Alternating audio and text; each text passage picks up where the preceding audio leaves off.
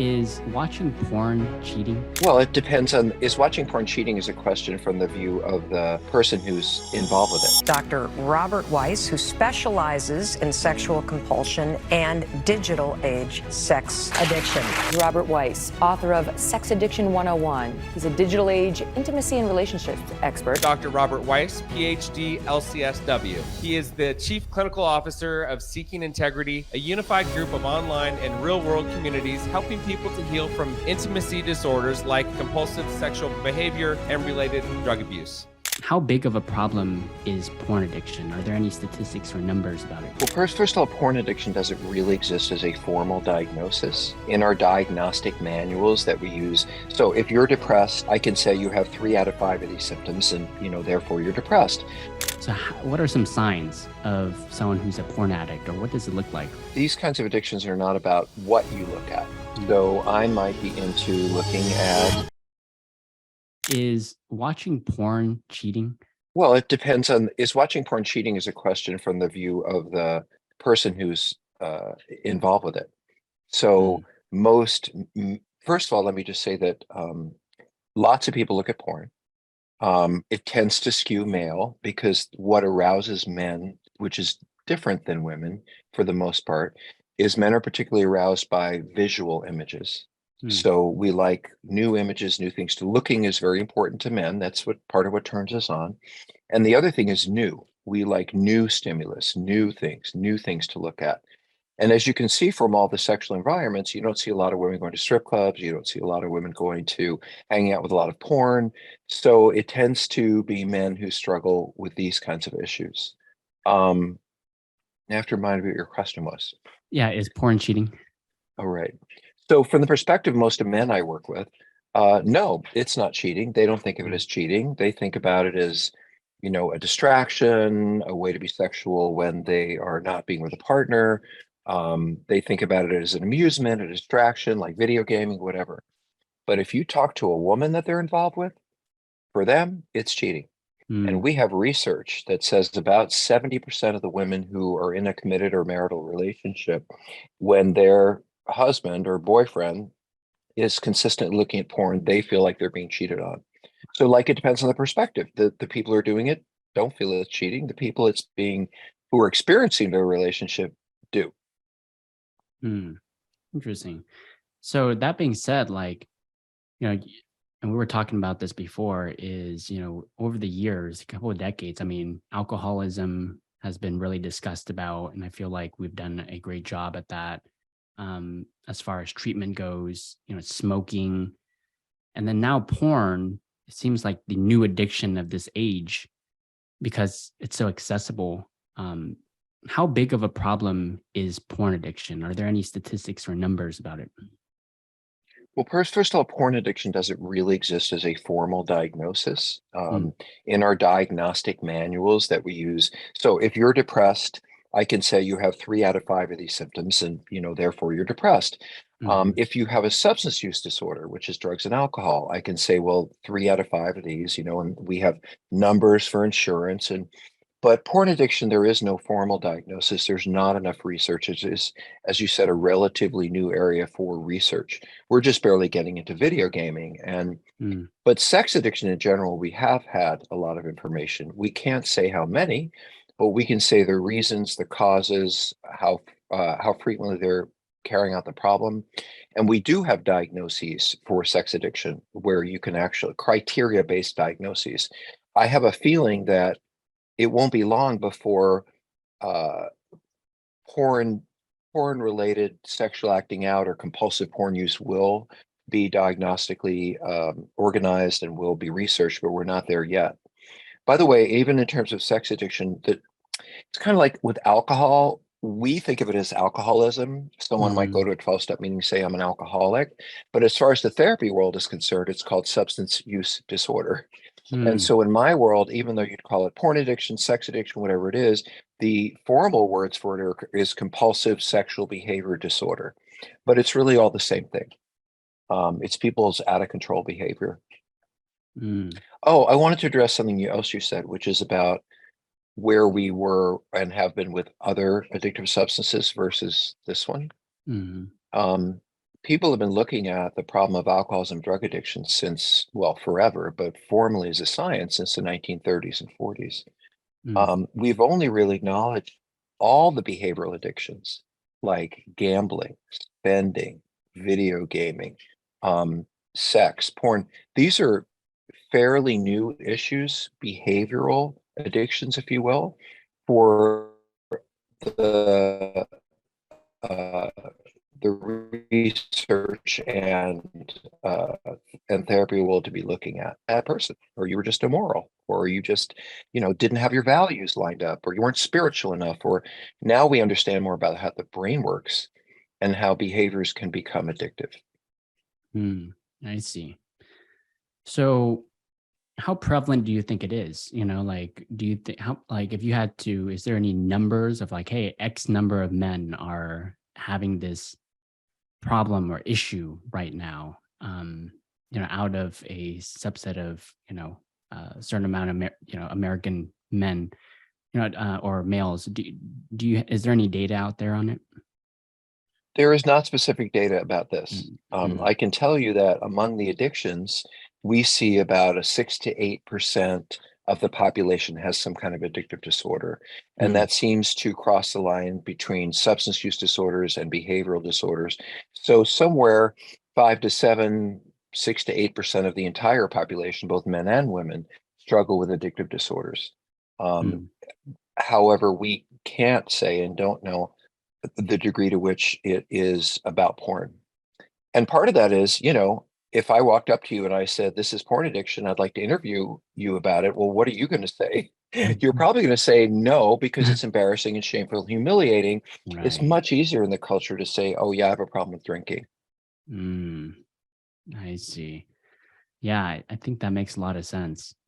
So you mentioned sex addiction. What is the difference between the two, like between sex addiction and porn addiction?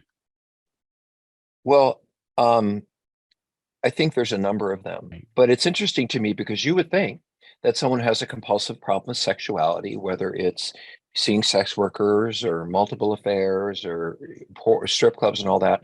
You would think that that person, if they had a problem with porn, that it's a sex problem. So they'd be like a sex addict. But it's interesting because the porn addicts will go to a sex addiction meeting and they'll say, I wish I was seeing sex workers. I wish I was going to massage parlors, because all I do is sit in a room by myself for hours at a time, sometimes longer, and look at images, in isolation, in the dark. So the porn addicts are, I mean, the primary difference is the sex addicts are out in the world doing their thing. Porn addicts tend to be more isolated and alone. And so they don't really fit in the same categories, because the sex addicts need to stop doing what they're doing out in the world, and the porn addicts actually need to go out into the world and starting having healthier sex. So in that way, they're differentiated. I see. That's very interesting. So it seems like porn addicts are a little more lonely. Is that a good way to describe it? Well, I think all addicts are lonely inside. I think loneliness and emptiness drives some of the addiction, and that's a whole other story. But I do think that those people who have porn addiction have a tremendous amount of shame, probably more than your average sex addict, because after all, who wants to be that guy? The one Right. who's sitting home alone for hours at a time in a dark room looking at porn, when other people are out dating, other people are out building relationships, other people are, doing the 20s thing, and which is lots of sex and experimentation for some people. They're doing the late 20s and early 30s thing, which is building relationships. So porn addicts see what healthy people are doing in the world. And I think for them to not be out there, they feel like they're 12 years old. They're sitting in a room by themselves looking at porn. And that's incredibly shameful and humiliating for people who have the problem. I actually think it's one of the most shameful, especially for a man, of these behavioral addictions, because it means I can't even connect with somebody. I'm just sitting here in the dark by myself. Right. And I think there's an element of, like in our society, and this is, generally speaking, but if a male is out there dating a lot of women, out there, having sex with a lot of women, Right. they're seen as a stud in many men's eyes, right? I think that is a huge issue there too.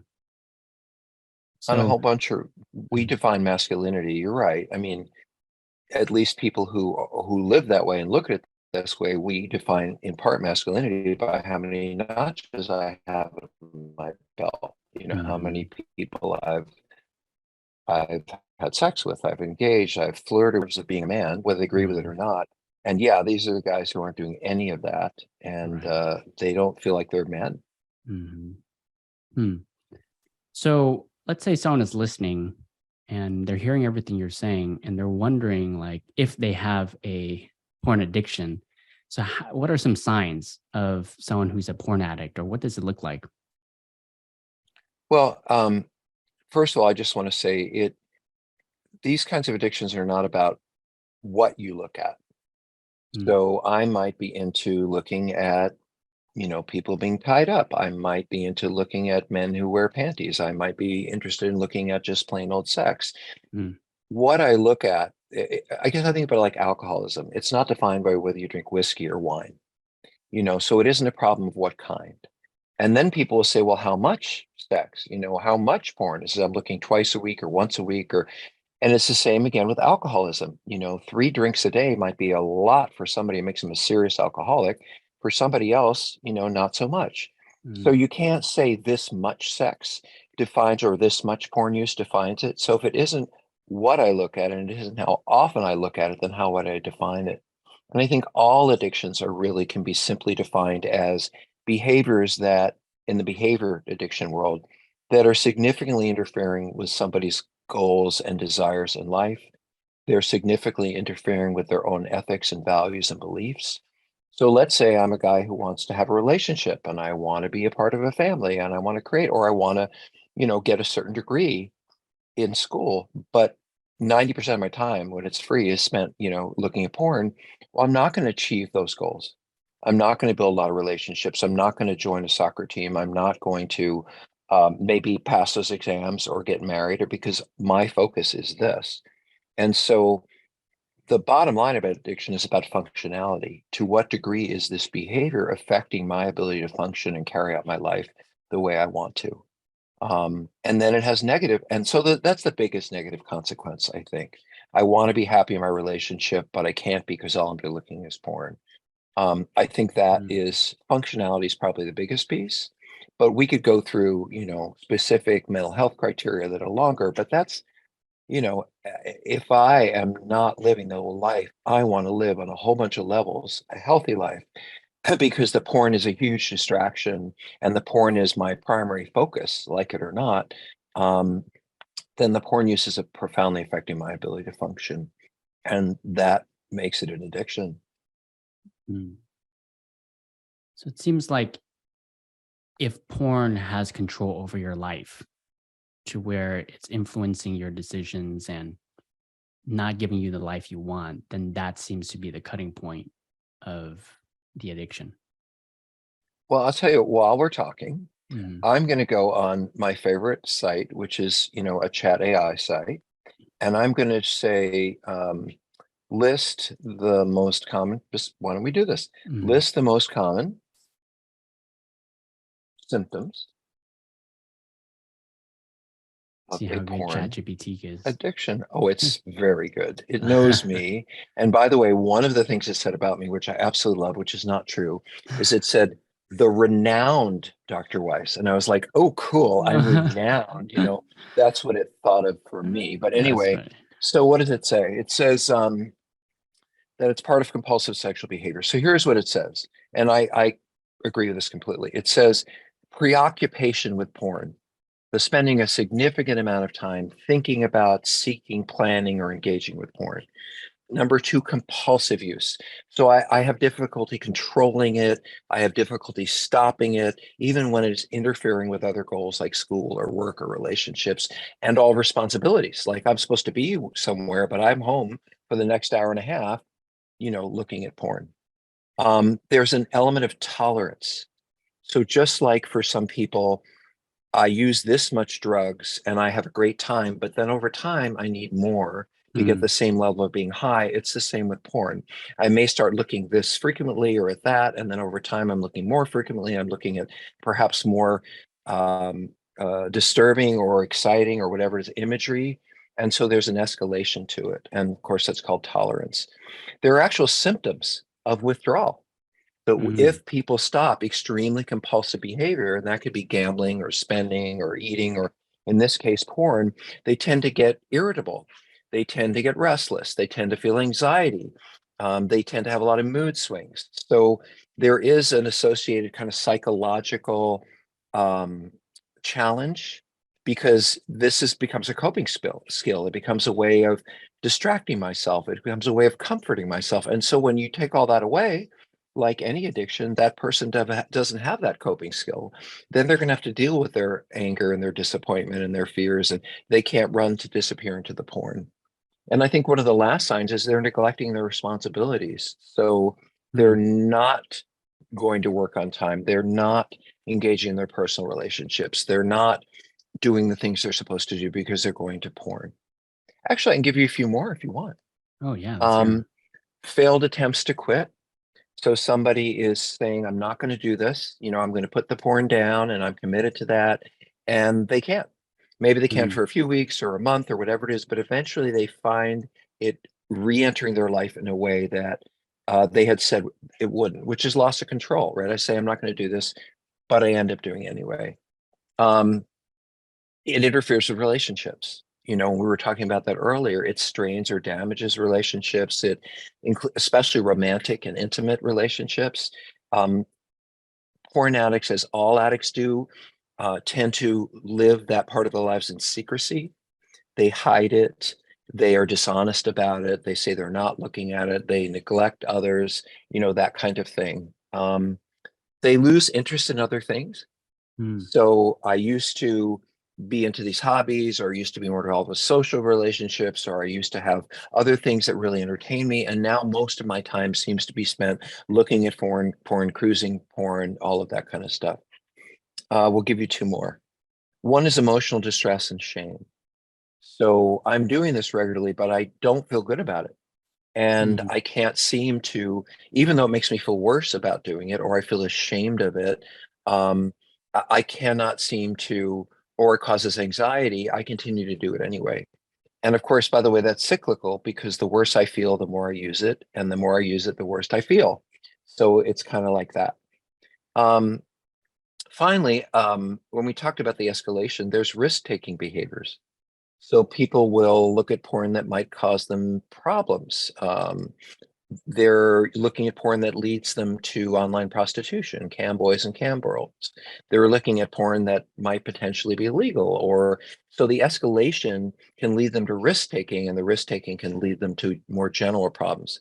By the way, porn addicts don't take very good care of themselves. They're not going to the doctor. They're not eating particularly good food. They're certainly not out going for a run or exercise, because, and I'll just say this to you, when I ask a porn addict, what do you do for a hobby? They say, well, I look at porn. I say, well, what do you do for fun? Well, I look at porn. Well, what do you, how much time do you spend making a meal? Well, I get done with as fast as I can so I can get back to the porn. And like any addiction, it becomes kind of the primary focus of their life and time. So that's a whole bunch of symptoms. Anybody out there says, oh my God, that, 5 out of the 7 is me. Right. It might be an issue. Interesting.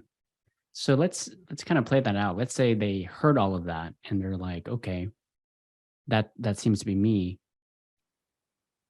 I mean, where do they start? Is it like, is the first step kind of like you have to announce that, you have a problem and now it's time to figure out steps to resolve it? Or, where do they get started if they identify with all those issues? One of the easiest ways to figure out if you actually have a problem is to stop. If I say to most people, I don't want you to look, I think, or even to myself, I think looking at porn is a problem. It's distracting me. I have some of those symptoms. Okay, well then don't look for a month. Put it down and say, I'm not going to do this. And so I think that one of the easiest ways to do that is to determine if you have a problem is to see if you really do have control. Because if you don't have control and you're saying, I'm not going to do this, and you end up doing it anyway, then that is a sign that a behavior or a substance is ruling your life, rather than ruling your own. There are plenty of websites and where you can look at getting support groups. I mean, I have a treatment program, Seeking Integrity. We offer lots of free groups for men who simply want to sit with other men and say, and listen, what is this problem? Could I have this problem? They can drop it anonymously and just hear what other men have to say.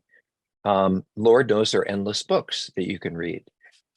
So whether it's 12-step support or seeking out a therapy environment, or through the church, I just think the best way to begin to handle it is to educate yourself and then to spend some time around other people who acknowledge they have the problem so that you may begin to see, do I fit in? Where do I fit in? How do they deal with it? How are they getting better? Is there anyone worse than me? To be, and I guess I'll say too that you can't get well alone. I mean, being alone is part of the problem. No addiction can really be solved by myself. I have to go get help or build relationships where I will get support for change. Yeah, it's self-identification, it's education, it's listening to other people, it's going to specialists who handle these issues, like that. Mhm. So you mentioned shame and embarrassment being a huge part of it. And so I'm just thinking if someone feels shame or embarrassed, they might have a hard time accepting or even reaching out to get help, right? And I Oh think yeah. before this conversation, you were talking about how the Asian population seems to struggle a lot with it and differently. So can you Struggle talk a with little? reaching out. So can you talk a little bit about that related to the Asian community, but also just how do people overcome that shame and guilt and embarrassment?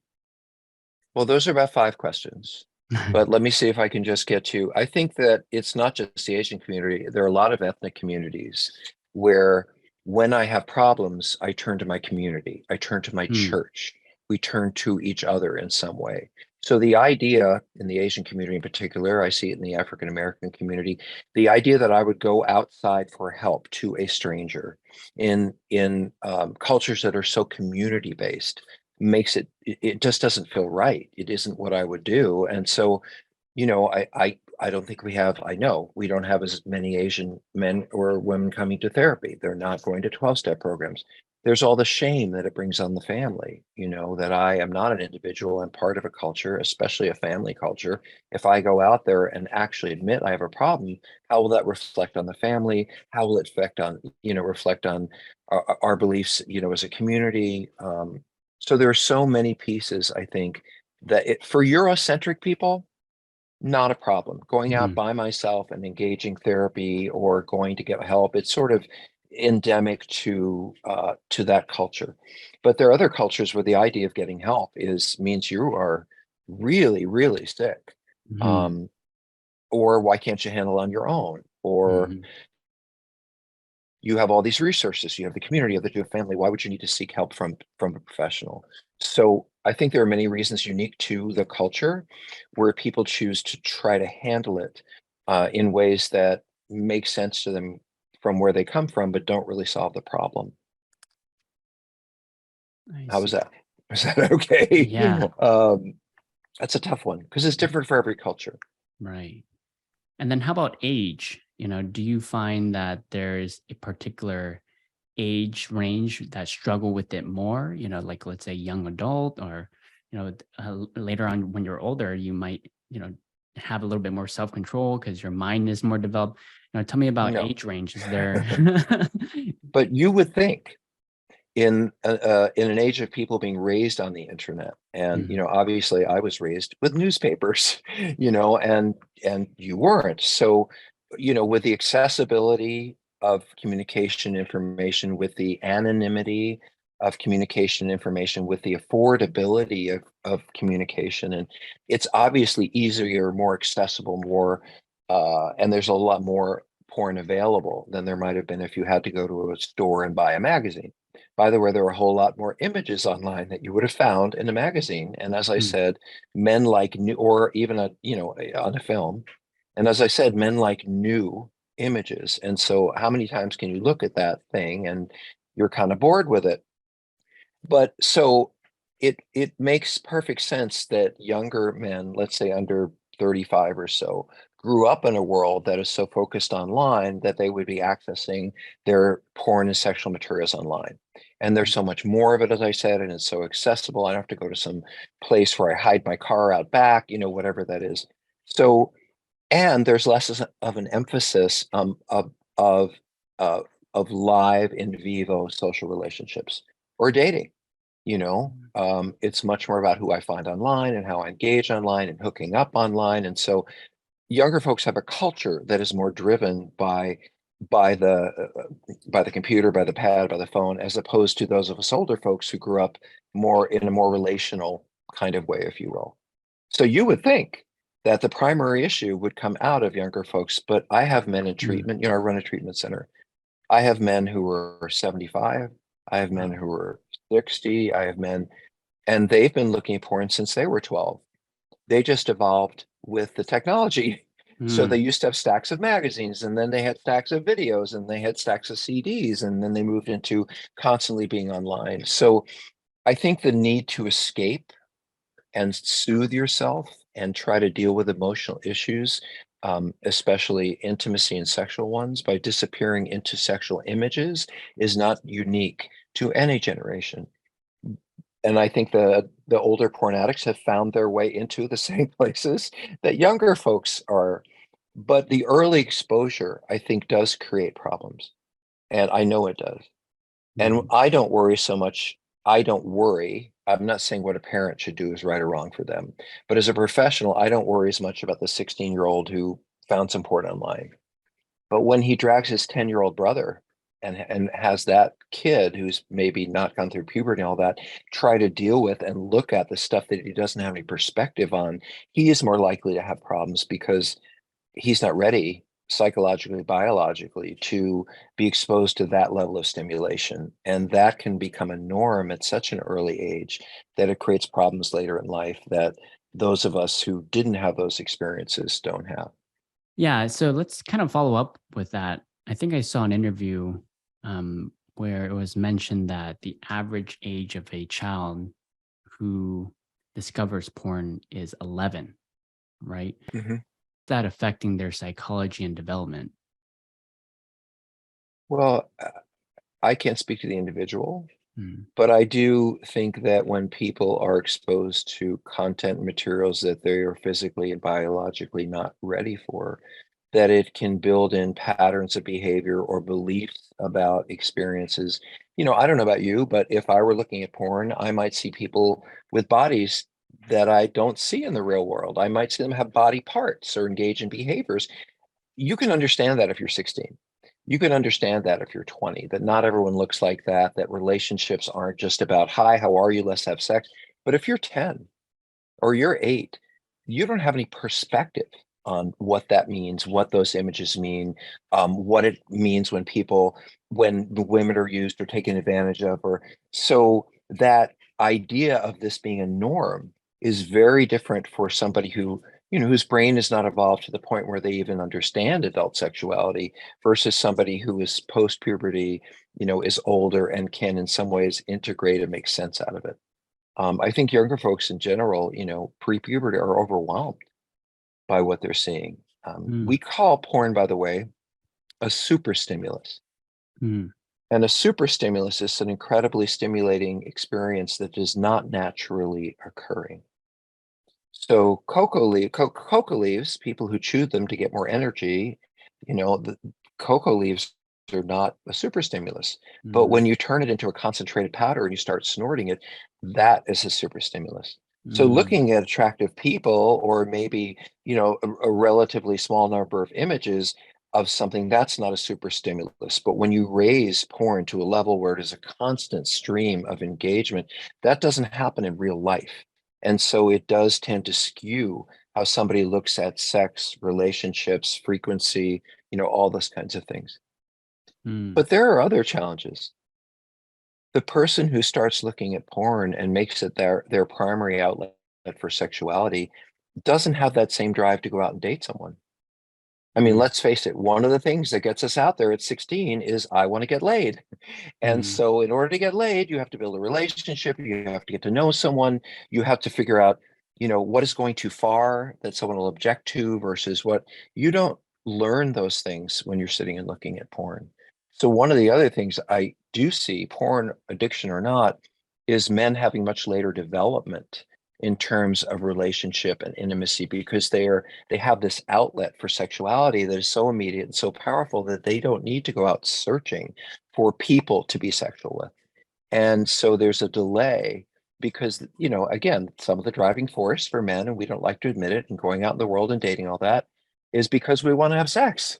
And, and by the way, with VR coming along, that experience, and I did some documentaries for Weiss about porn addiction and VR. And, I got to tell you that what's coming is so much more powerful and so much more intense than anything we experience in two-dimensional experiences. Yeah. So I do want to talk about that a little bit more a little later. Put a note there. But you mentioned that it's a super stimulus, right? And like cocaine is banned.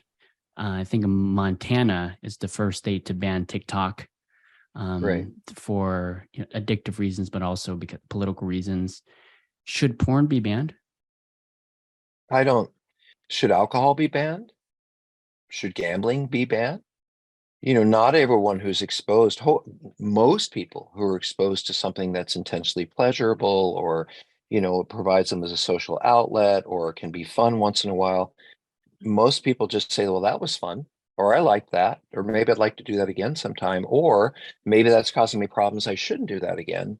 But if you're an addict, you think very differently. So I would say of the people who are addicted, they shouldn't drink. They shouldn't look at porn. They shouldn't be gambling. But that doesn't mean the entire culture doesn't get to engage in something that I think alcohol is the greatest example. Should we eliminate all alcohol because some people have problems with alcoholism? Well, they need to learn to live in a culture that has alcohol, not to remove the alcohol. Besides, an alcoholic would be drinking mouthwash. They don't care if they can get themselves to the alcohol. What about an age limit? Because you can't drink until you're 21. Should porn be, do you think porn should be restricted from people under a certain age, like say 18 or 21? Well, it was. If you wanted to go to a 7-Eleven and you wanted to buy a copy of porn back in the day, you had to prove that you were 18. So there have been attempts in the culture, like buying cigarettes. You can't buy cigarettes until you're a certain age. You can't buy alcohol until you're a certain age. So I do believe that I actually do believe that up to a certain age, porn should not be available because it is it gives people, and boys in particular, such a skewed view of women, such a skewed view of how I should engage a woman and what I can get from a woman and what a relationship is. It really does distort a whole lot of things that, like drugs, alcohol, whatever, that could be more naturally evolved. So yes, I do feel that the most vulnerable people are those people who are very young, and it is not helpful for them.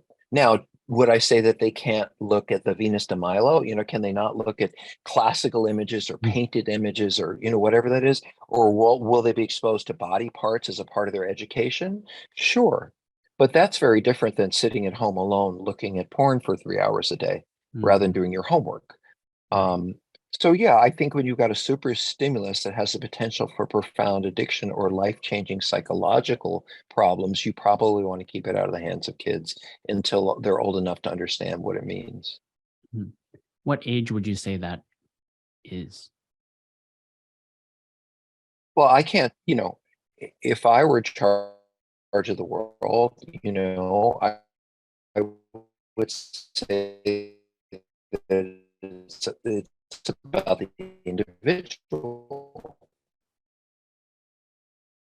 Are there some kids, they lean and I have parents like, there's no effing way that my kid is, I can't say one is right or one is wrong. I could say it's really about the individual, but we can't set the culture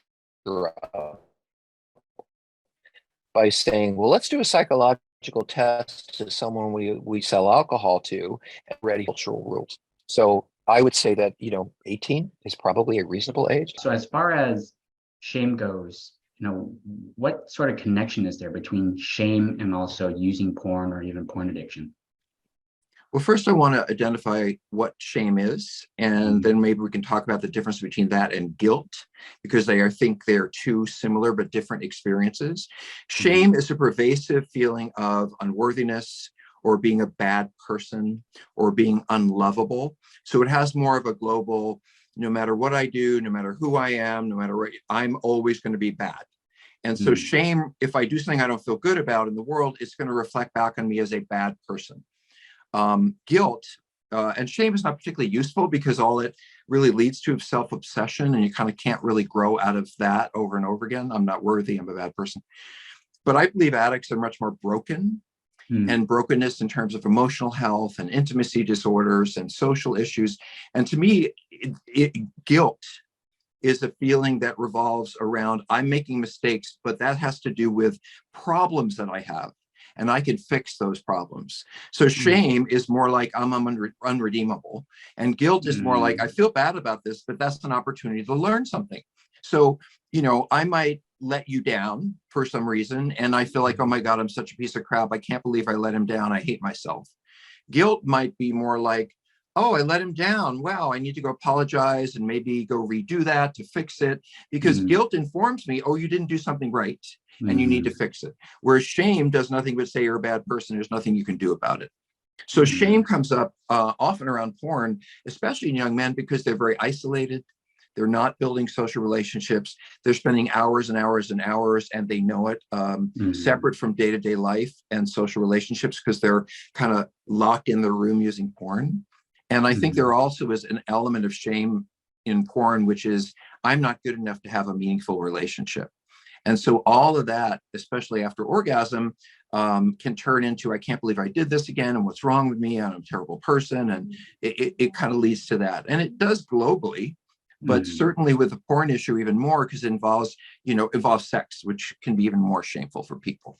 By the way, you can feel shameful in a non-porn experience. You can go out and have 2 affairs, or you might get caught, hiring a sex worker, and you might feel tremendous shame about that because it indicates what a horrible person you are. Right. I see. So it can manifest itself in many different behaviors. For sure. Yeah. Okay. So as far as, being able to decipher the difference between an addiction, are there any other like addiction like problems that might arise that is different than not porn addiction? So we have things we call co-occurring disorders, and it's not unusual for someone, for example, to have a drug addiction problem. And one of the things that my program, Seeking Integrity, looks at is the relationship between chemical dependency or drug addiction and compulsive sexual behavior. So, for example, someone who has a cocaine problem or a meth problem might go to a treatment center that treats drugs. And so they look at their drug issue, they work on their drug issue, they understand what they need to do for recovery, but no one asks them about sex. And they also might have compulsive porn problem. So they end up hating themselves so much about the porn problem that they use coke or meth in order to be able to tolerate it. Or maybe they have some internal self-hatred, like I hate being homosexual, or I hate that I'm into whatever. And the only way I can enjoy it is by also getting drunk, or also by smoking pot or whatever. So in those situations, they kind of mutually reinforce each other. For example, when I'm drinking, I go out and have sex. Or when I go to have sex, I feel a lot better when I'm drinking. And so you can't really pull one apart without pulling the other apart. For example, some of the people I work with where they buy their drugs is where the sex workers are. And so they end up, even if they want to be sober from drugs and alcohol, putting themselves in situations where they're the drugs. And so, they get in trouble. Yeah, I'm sorry. Can you continue? Right. What else do you want to talk about related to that?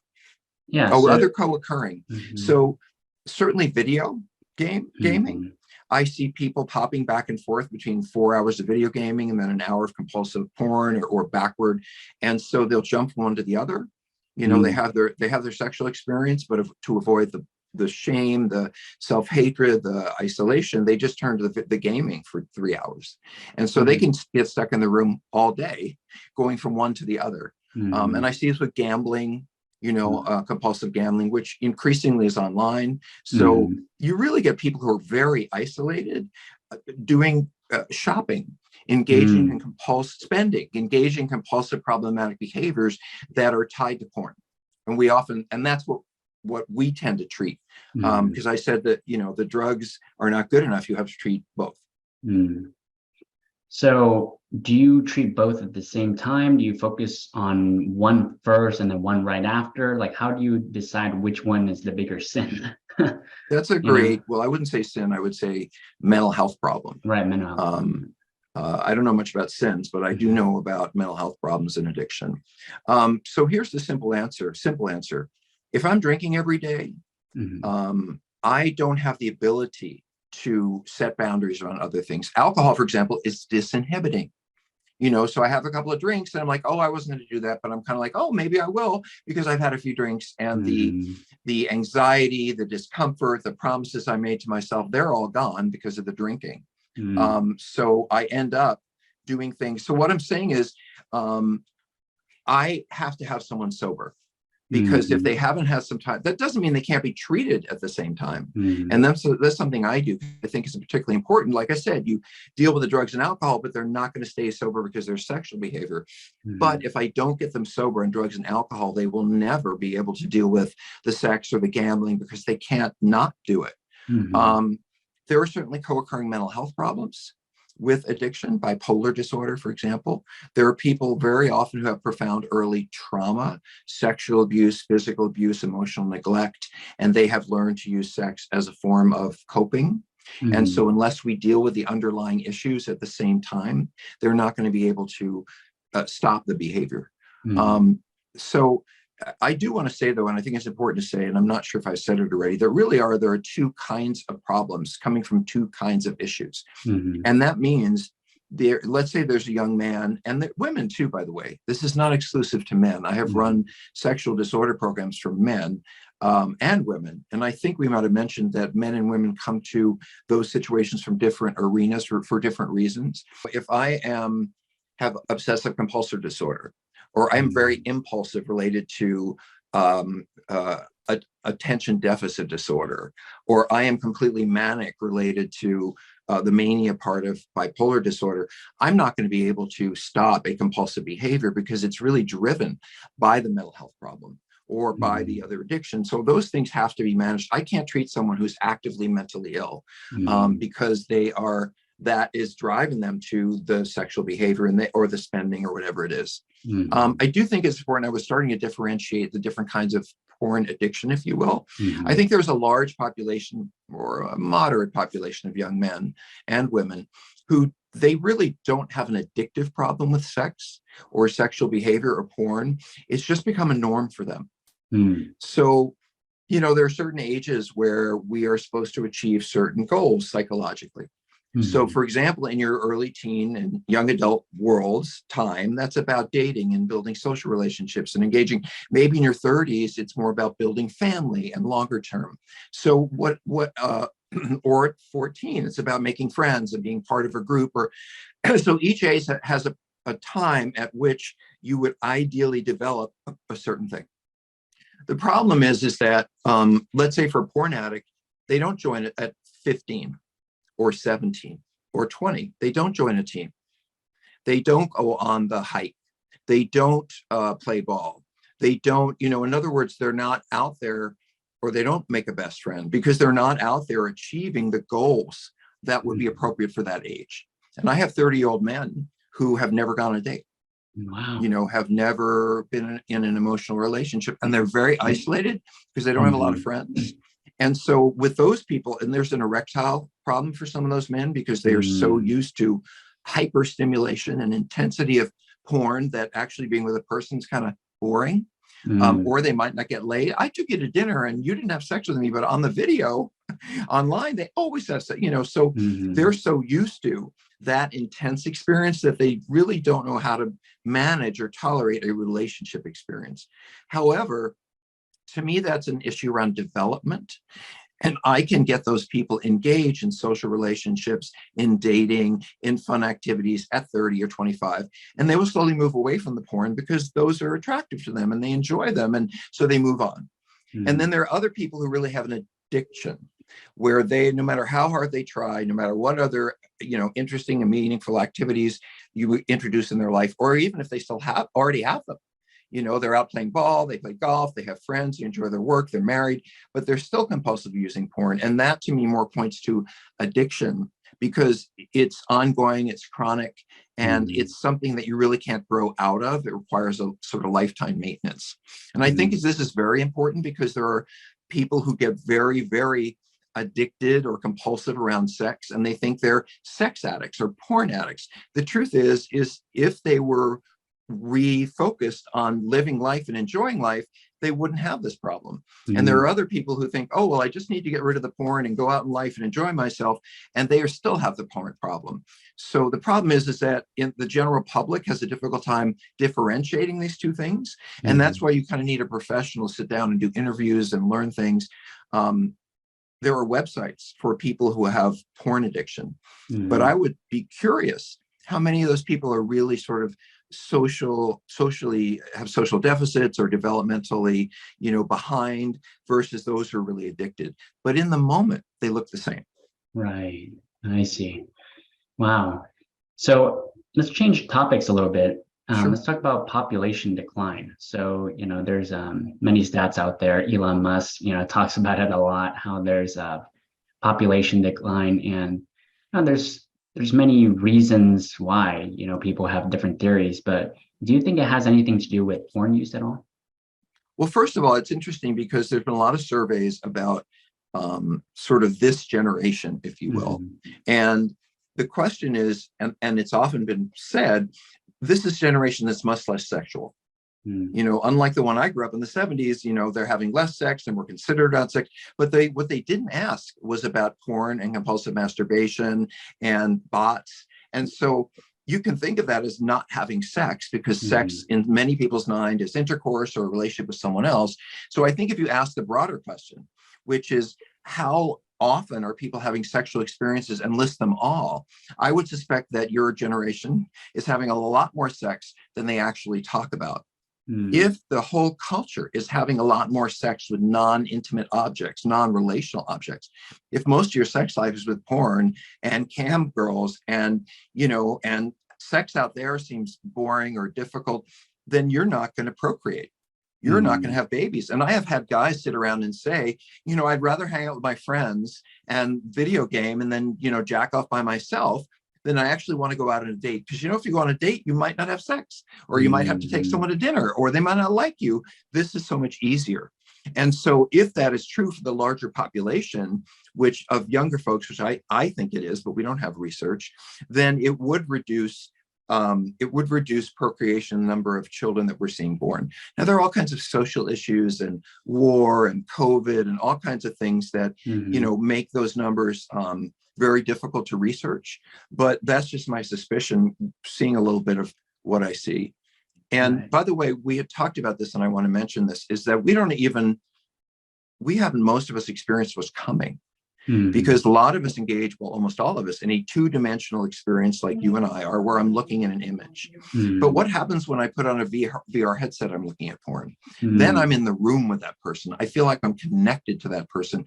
And actually, having done some VR work with people, my experience is, for example, I like you when we might engage in gaming on VR, whatever, or I'm watching you on VR. But when you are, I'm sorry, let me try that again. In a two-dimensional experience like this, Mhm. I might like you, I might have feelings about you, we might enjoy each other's company. But when you put that VR headset on and I'm viewing you, it's more of an emotional experience. And I Mhm. feel like, wow, I really know this guy and I'm concerned about him. And so it becomes more immersive and then it becomes more emotionally engaging. Mhm. AI, is going to mean very quickly be able to create this size, this, and that color, that, and this size, this. Oh, and I want them to have, have a cow head or whatever you're into. And that just, other than, pasting things together or, working in digital Photoshop or something like that, you can't create that. So if you look at the relationship aspect, which is coming or already exists, and you add that to AI, I think there are a lot of problems that I don't think I'm really going to be around to treat. But I think the next generation of those who deal with, let's call it compulsive sexual behavior rather than porn, because it's a whole different thing. It's not just porn, it's interactive. I think there's going to be a lot more struggle going forward. Well, compulsive behaviors in general, gambling, for example. You're at the casino, you're at the table, so I think that, yes, we are headed in that direction. And I'll give you an example. When I was growing up, people looked at Playboy or whatever magazine they looked at. And they got to the end, they bought a magazine and it had as many images as it had. But men like new stimulation. That's part of what turns men on. So there was only a limit. You had to go out and buy another magazine, but now online, there's an endless amount of imagery. And so that has escalated people's use of porn because there is so much more so much more imagery. And so in those ways, I think technology can drive a lot of great things, but it also can drive compulsive and addictive behavior in ways that we hadn't anticipated. I see. So with technology, new forms of porn coming, like the chatbots, the AI, the VR, like you're mentioning, how do people kind of prepare for that, because it's going to be, I would argue, highly addictive, because AI will be able to look at a bunch of different data sets and say, okay, a lot of people seem to be liking this. Let's create more of this and make it even more addictive. And right, so charge more money. Right, charge more money and hook people in so that way they would never stop, right? Because there's going to be a profit incentive. So how can people kind of prepare for that? Well, I don't think you can prepare for it. I couldn't have prepared for the internet. I couldn't prepare for cell phones, what they are today. So I couldn't imagine growing up that you could actually talk to someone, on a device in my hand. And by the way, I'm not buying a watch until I can do the Dick Tracy thing and actually see and talk to someone on a watch. Then I will buy one. But in any case, we don't know. What I would say about addiction is that it's never going away. And so there will always be people who are pulled into experiences that are not relational, or which means on drugs or gambling or video. I mean, I'm not with people. I'm out there by myself, often isolated, like alcoholics. There will always be, and has always been, a certain percentage of the population who ends up addicted. You can give some people heroin and they will enjoy it for a period of time, but when they want to stop, they reduce the physiological effects and they're fine. They don't want to do it anymore. There are other people that no matter how sort of stable and how much you take away the heroin and their complete they have no longer in their body, they will still go back because they're going back for emotional and psychological problems for an escape. And so we may see an escalation of people who are increasingly interested in escaping to online experiences, especially those who aren't used to having, in vivo sexual experiences, but we don't know. I will say this, I think technology always drives the potential for more addictive behavior. For example, if I chewed cocoa leaves to work in the fields, 100 years ago, it wasn't particularly addictive. But when you refine cocaine into a powder that's much more concentrated, then you have addicts. And so I think it's the same, when you raise the level of technology and our engagement in it, we're more likely to see addiction. And I think I mentioned this, but I want to say this. Porn, for example, is a super stimulus. And a super stimulus means it's something that is not naturally occurring. So, for example, I won't say a name, but chocolate bars. They're in some way a super stimulus. You can't go out and go to a tree or buy. So the amount of sugar, the amount of carbohydrates, the desire we have for that more intense experience didn't exist before technology. And technology came along. Listen, I used to go to a gas station, and if I went in the station to pay, there was oil and there was a guy in overalls and there was some gum, and there were tires, right? So how addictive an experience can that be? But now I go to a gas station, or even an electric charging station, and I walk in the store and there's sugar everywhere. You know, there's candy everywhere. In certain places, there's alcohol everywhere. And technology drove that. It drove the ability for those things to be more readily available, for those to be less expensive. And as you said, they create profit. So it's much more profitable for me to go into a store when I'm filling my car on some level and see all these potentially addictive experiences rather than going in and saying, I don't really need a tire, so I'm good. And it's, again, it's technology that the advance of technology has driven the potential for addiction. So yeah, the answer is the quick answer is we're going to have a lot more people with more problems, but not everybody. Right. Dr. Roth, this has been such a real pleasure, such a dynamic conversation. Where can people find you? Yeah, I really appreciate that. So I give out my email because I always answer them or I direct them. And some people want resources, like where's a good therapist? Some people want, I want to go to a treatment center. Where do I go? Some people want, there's a couple of books or a podcast or, you know, what kind of therapist should I see? Do you have any referrals? And that's what I do most of the time. I mean, I do online consultations and all kinds of other stuff, but a lot of times I'm just referring people to other resources. So our website is www.seekingintegrity.com. So that's one word, seeking integrity.